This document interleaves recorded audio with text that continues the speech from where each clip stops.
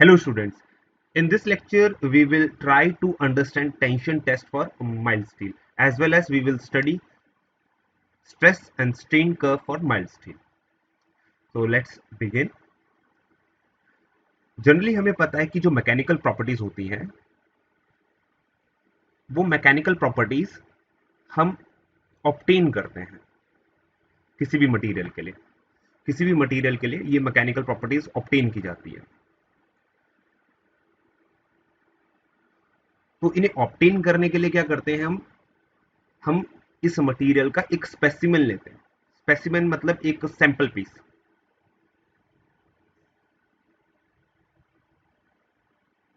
और ये जो स्पेसिमेन होता है बहुत छोटी साइज का होता है। फिर हम इस स्पेसिमेन को लैब में एक्सपेरिमेंट के लिए यूज करते हैं। और जब हम इस पे एक्सपेरिमेंट करते हैं तो हम जो टेस्टिंग मशीन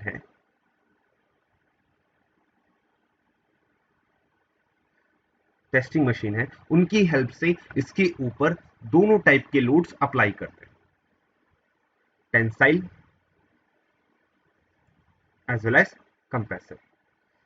तो मतलब यानी कि हमारी जो टेस्टिंग मशीन है ये टेंशन लोडिंग और कंप्रेशन लोडिंग दोनों टाइप के लोड्स देने में सक्षम होती है।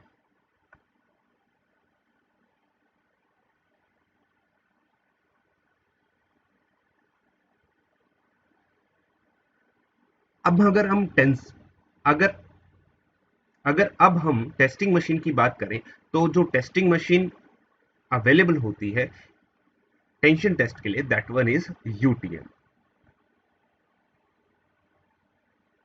So what is UTM? That is universal testing machine.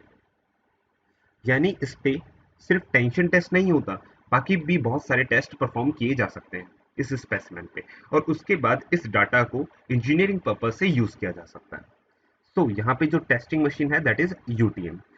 लेकिन इस यूटीएम में जो स्पेसिमेन यूज किया जाता है उसके लिए कुछ स्पेसिफिकेशंस तो होंगे कि किस टाइप का हमें मटेरियल यूज करना है, जो सैंपल पीस है उसकी क्या साइज होनी चाहिए, किस तरीके की शेप होनी चाहिए। तो वो हमारे होते हैं स्पेसिफिकेशन। जो डिसाइड करती है वो होती है एएसटीएम।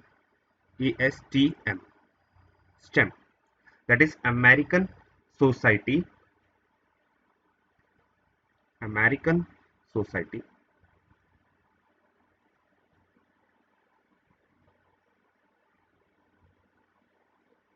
फॉर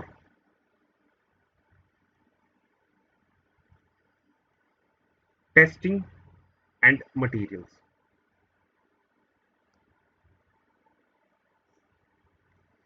तो American society for testing and materials का काम होता है इसके लिए स्पेसिफिकेशन डिसाइड करना। ये स्पेसिफिकेशंस होते हैं कि किस टाइप का हमें जो मटेरियल है उसकी शेप और साइज क्या होनी चाहिए, उस पर किस तरीके की लोडिंग अप्लाई करनी है, किस शेप और साइज के लिए, और किस टाइप की टेस्टिंग मशीन हम प्रेफर करेंगे। ओके, तो ये हमारी स्पेसिफिकेशन कौन डिसाइड करता है? Stem. Now let's discuss specification of specimen. अगर स्पेसिमेन की स्पेसिफिकेशन की बात करें तो वो क्या क्या होनी चाहिए? चार बेसिक रूल्स हैं जो हमें हमेशा ध्यान रखने हैं। The basic rules are very first one, जो स्पेसिमेन है वो सॉलिड सिलेंड्रिकल रॉड होनी चाहिए। That need to be solid cylindrical rod. पहला रूल ये है कि उसकी जो शेप होनी चाहिए वो सॉलिड सिलेंड्रिकल रॉड की शेप में होना चाहिए। सेकेंड रूल कहता है it's diameter of the middle section, जो मिडल सेक्शन है उसका डायमीटर, उसकी जो साइज है that need to B 0.5 inch. ये जो डायमीटर है वो कितना होना चाहिए? 0.5 इंच। और अगर गॉज लेंथ की बात करें यहां से लेके यहां तक, अगर लेंथ की बात करें तो लेंथ कितनी होनी चाहिए इसकी स्पेसिमेन की? That is of 2 inch. तो इसकी लेंथ होनी चाहिए 2 inch. Now the fourth very important thing that is L by D ratio. L by D ratio. तो L बाई डी रेशियो इस स्पेसिमेन के लिए कितना होना चाहिए? 4। अगर हम इसके लिए भी कैलकुलेट करें राइट नाउ, लेट्स सी, जो हमने यूज किया है इसके लिए L बाई डी रेशियो कितना है? L by D is equal to length that is 2 divided by 0.5 which is 4। L by D ratio specimen के लिए हमेशा कितना होना चाहिए? 4 होना चाहिए। So let's discuss a stress strain curve for tension for mild steel. So हमने mild steel का एक स्पेसिमेन यूटीएम में रखा and we performed a tension test. और टेंशन टेस्ट के केस में जब हमने लोड अप्लाई किया उस स्पेसिमेन पे, we found stress developed in that specimen as well as strain. Okay, तो स्ट्रेन और स्ट्रेस जो मुझे मिला उसे मैंने क्या किया? ग्राफ पे प्लॉट किया and we try to find the relation between the stress and strain. तो जो ग्राफ हमने प्लॉट किया वो कुछ इस तरीके का हमें मिला। अब यहाँ पे आप देखें तो स्ट्रेस को मैंने कहाँ रखा? वाई एक्सिस पे रखा, वाई एक्सिस के अलॉन्ग रखा, और स्ट्रेन को कहाँ रखा? एक्स एक्सिस के अलॉन्ग। ओके, स्ट्रेस की जो वैल्यू है वो 400 न्यूटन पर एमएम स्क्वायर के आसपास है मैक्स, और इन बिटवीन मुझे 250 एज एन मैंने रेफरेंस पॉइंट लिया in between middle of that, क्योंकि यहाँ पे मेरा यील्ड स्ट्रेस अप्रॉक्सीमेट आ रहा है। अब यहाँ पे मैं बात करूं तो मुझे एक्चुअली 6 पॉइंट्स देखने को मिल रहे हैं। ए बी सी यहाँ पे है छोटा सा, I will show you later, D E and F. तो इन 6 पॉइंट्स पे मुझे क्या क्या ऑब्जर्वेशन मिले और मेरे जो स्पेसिमेन में क्या क्या चेंजेस देखने को मिले इस दौरान, यहाँ से लेके यहाँ तक जब मैंने स्ट्रेस डाला उसमें स्ट्रेन डेवलप हुआ, तो उस केस में उसके अंदर फिजिकल चेंजेस किस तरीके के देखने को मिले वो हम यहाँ पे देखेंगे। सबसे पहले बात करते हैं रीजन ओ टू ए की। ए की बात करें, this one is proportionality limit. ये प्रोपोर्शनलिटी लिमिट होती है as per Hooke's law.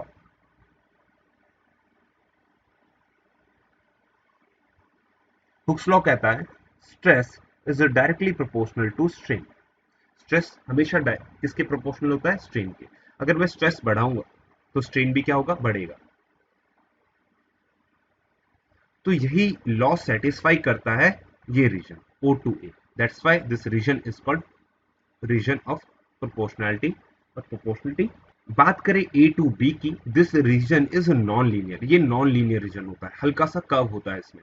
That's why this region will not hold purely Hooke's law.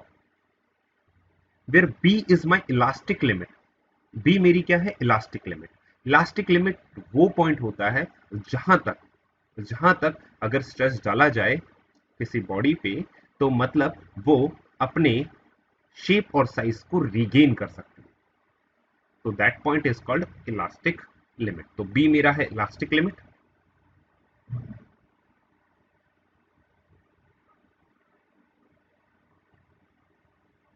और ए की बात करें that is limit of proportionality.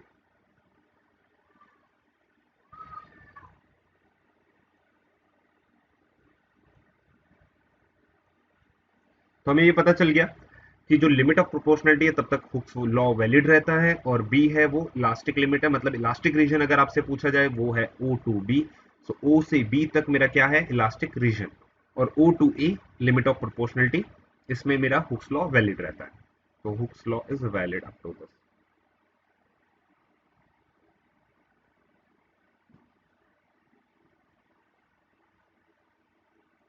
Now let's understand from B to C to C dash. Before that, I need to zoom this. तो मैं इसे zoom करता हूँ and let's see what we can find. When I zoom, I found here I have a C and C dash. मेरे पास C और C dash है and D. C that is my upper yield point and C dash that is my lower yield point.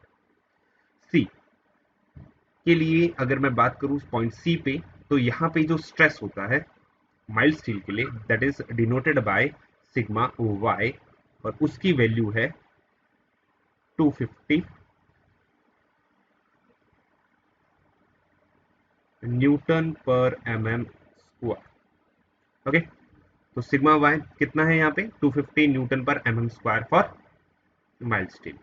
वहीं पे C dash की बात करें तो C dash, that is lower yield point. This one is called upper yield point,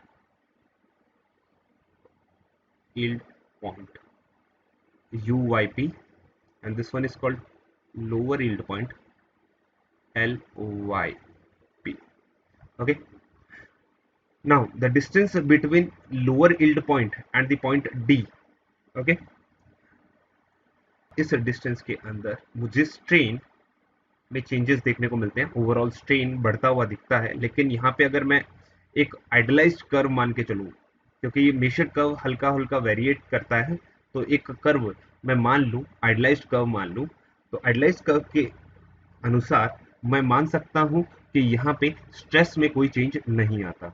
तो इस दौरान stress में चेंज नहीं आता और चेंजेस किस में आते हैं? स्ट्रेन में। हाँ, इस दौरान लोड कंटिन्यूअसली अप्लाई हो रहा है, टेंसाइल लोड कंटिन्यूअसली अप्लाई हो रहा है स्पेसिमेन पे। ठीक है, तो इसका मतलब ये नहीं कि स्पेसिमेन पे लोड नहीं अप्लाई हो रहा, लोड कंटिन्यूअसली अप्लाई हो रहा है, बट स्ट्रेन मुझे देखने को मिल रहा है, उसमें स्ट्रेस देखने को नहीं मिल रहा। इस पॉइंट को यील्ड पॉइंट इसलिए कहते हैं क्योंकि यहां से यील्डिंग स्टार्ट होती है, तो this stress is also called as yield stress. Okay, that's why we call this one is yield stress, क्योंकि यहां से यील्डिंग स्टार्ट हो जाती है। Strain corresponding to point D is approximately 1.4% for mild strain, और जो स्ट्रेन होता है सी के लिए यील्ड स्ट्रेन, वो अप्रोक्सीमेटली होता है 0.12%।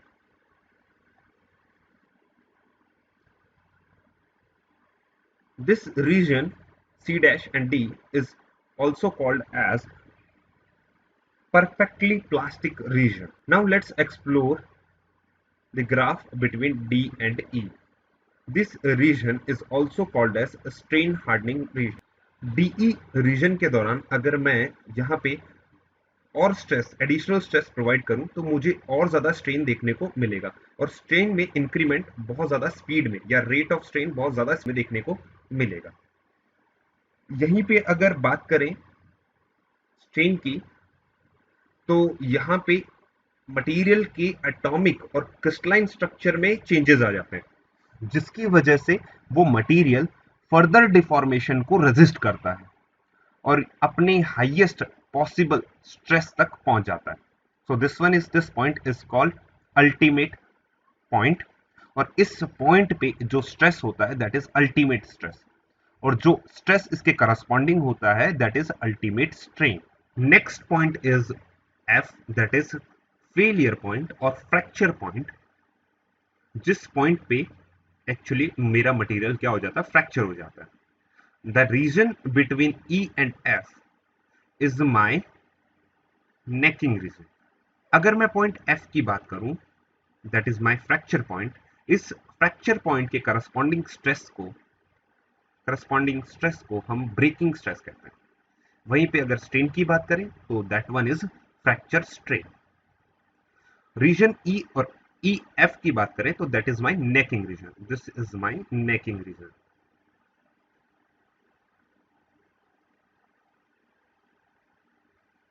तो नेकिंग रीजन वो होता है जिस रीजन में जो स्पेसिमेन है उसका डायमीटर धीरे धीरे ड्रास्टिकली रिड्यूस होने लग जाता है और नेक लाइक स्ट्रक्चर फॉर्म होने लग जाता है। So this region is my necking region. इसके दौरान इसमें नेक फॉर्म होना स्टार्ट हो गई है, और इसे और क्या कहते हैं? नेक कहते हैं। इस रीजन को नेकिंग रीजन, और इसे कहते हैं नेक। एक इंपॉर्टेंट पॉइंट दैट इज कि इस रीजन को प्लास्टिक रीजन कहते हैं। This plastic region is actually 10 to 15 times bigger or larger than that of elastic region. तो इलास्टिक रीजन में जो स्ट्रेन होता है, या इलास्टिक रीजन की बात करें, उससे 10 से 15 गुना ज्यादा बड़ा होता है प्लास्टिक रीजन के अंदर। Ideal curve for tension we already seen. However, actual behavior is different and indicates apparently reduced yield stress in comparison for mild strain. The divergence between the tension and the compression results is explained by Bossinger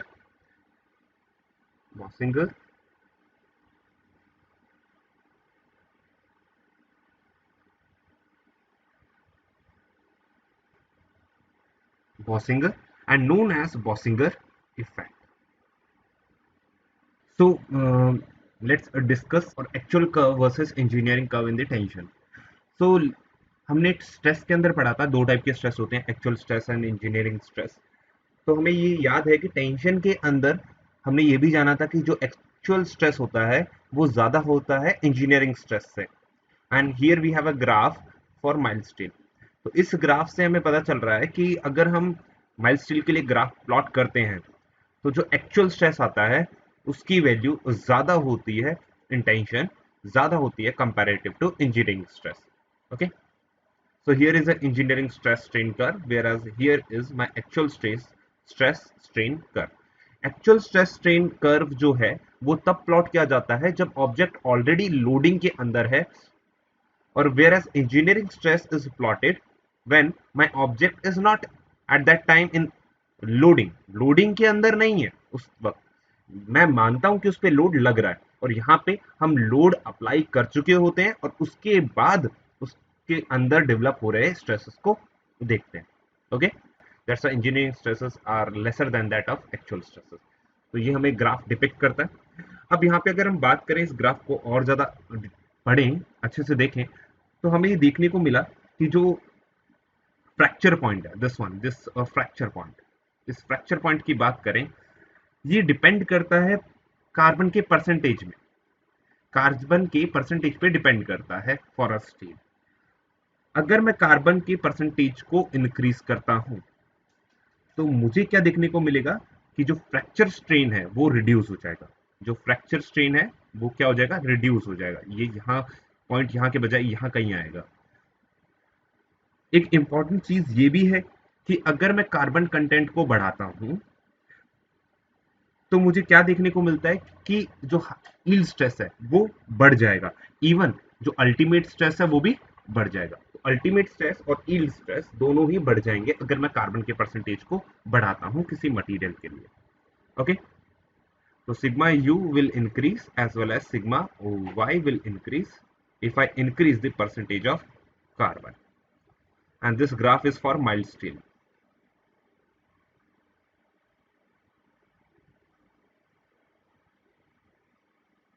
Now let's understand for compression, same mild steel के ऊपर compression लगा के देखते हैं and let's examine कि मुझे क्या क्या चेंजेस देखने को मिलते हैं।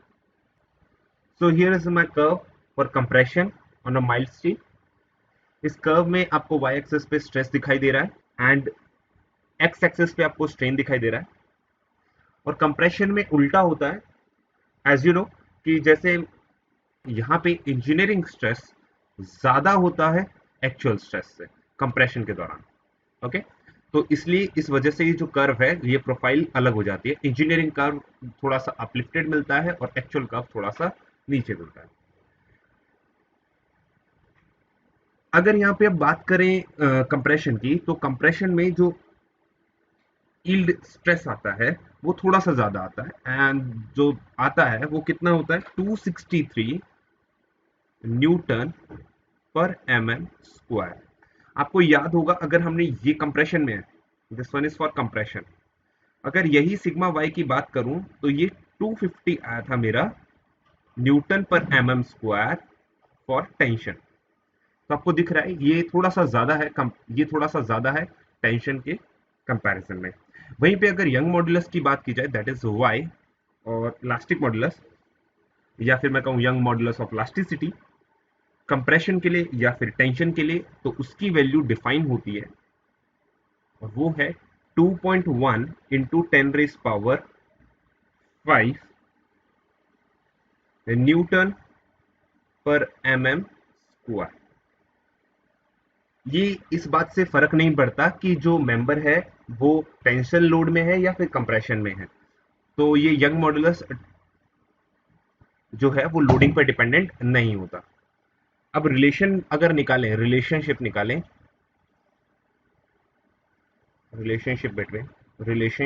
Between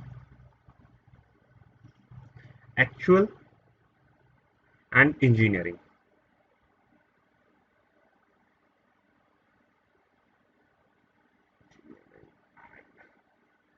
actual stress.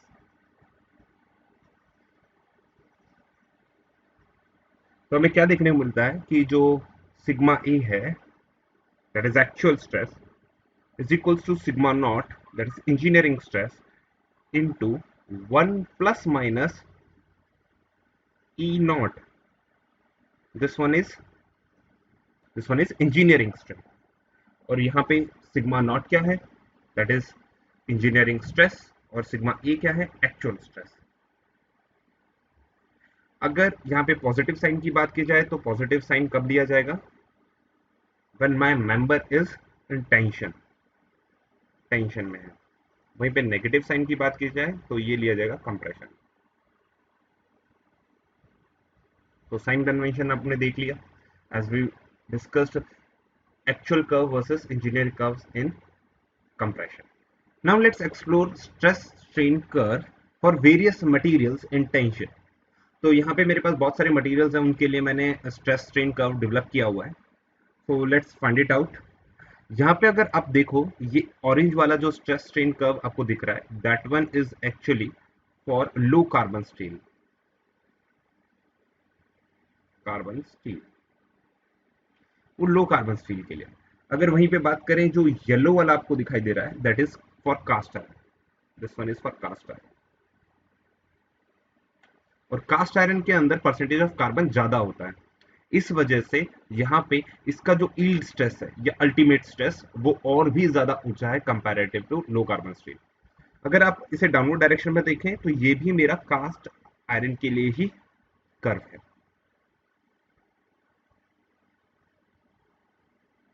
वहीं पे आप अगर इस पिंक वाले कर्व को देखें, ये पिंक वाला कर्व जो कि यहां से स्टार्ट होके यहाँ पे एंड हो जाता है, इसकी बात करें, this curve is for aluminium alloy.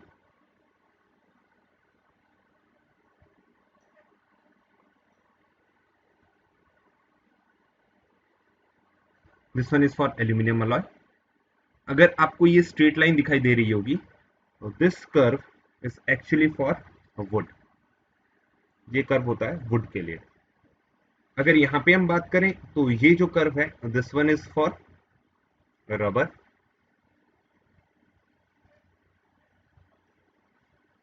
और ये जो कर्व आपको दिखाई दे रहा है purple one, that one is for concrete.